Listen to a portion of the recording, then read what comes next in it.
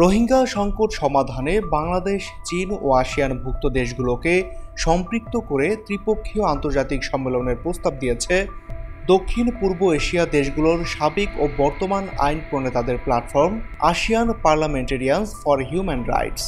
বুধবার ৩রা সেপ্টেম্বর ঢাকা রাষ্ট্রীয় অতিথি ভবন যমুনায় প্রধান উপদেষ্টা অধ্যাপক মোহাম্মদ ইউনূসের সঙ্গে সাক্ষাতে এ প্রস্তাব দেন সংগঠনের সহসভাপতি ও মালয়েশিয়ার সাবেক সংসদ সদস্য চার্লস সান্তিয়াগো। তিনি বলেন, রোহিঙ্গাদের জন্য জরুরি ভিত্তিতে দুটি উদ্যোগ গ্রহণ করা দরকার।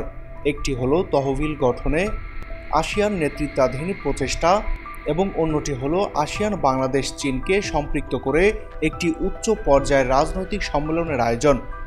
এ সময় এপিএইচআরের অন্যান্য সদস্যরাও রোহিঙ্গা সংকটকে আসিয়ানের সমস্যা হিসেবে উপস্থাপনের প্রয়োজনীয়তার কথা উল্লেখ করেন। প্রধান উপদেষ্টা ডক্টর ইউনূস বলেন, বাংলাদেশ এই সংকট সমাধানে আঞ্চলিক সহযোগিতা চায়।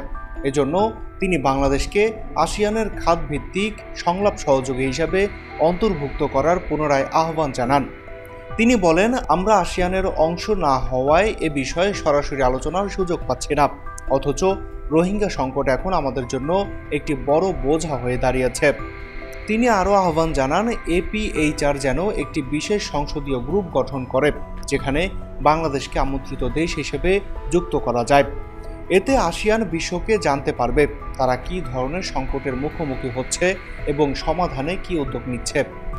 উল্লেখ্য, এপিএইচআরের প্রতিনিধি দলে ছিলেন মালয়েশিয়ার সংসদ সদস্য ওং চেন, ফিলিপাইনের সাবেক কংগ্রেস সদস্য রাউল ম্যানুয়েল এবং সংগঠনের প্রোগ্রাম ডিরেক্টর চনলাথন সুপাইবুনলার্ড। তারা জানান, আসিয়ান সংসদ সদস্যরা 2018 সালে রোহিঙ্গা ক্যাম্প পরিদর্শন করেছিলেন এবং দীর্ঘদিন ধরে বিষয়টি পর্যবেক্ষণ করেছেন। মাহাদি হাসান বিয়ান, পিপল ভয়েস টেলিভিশন, ঢাকা।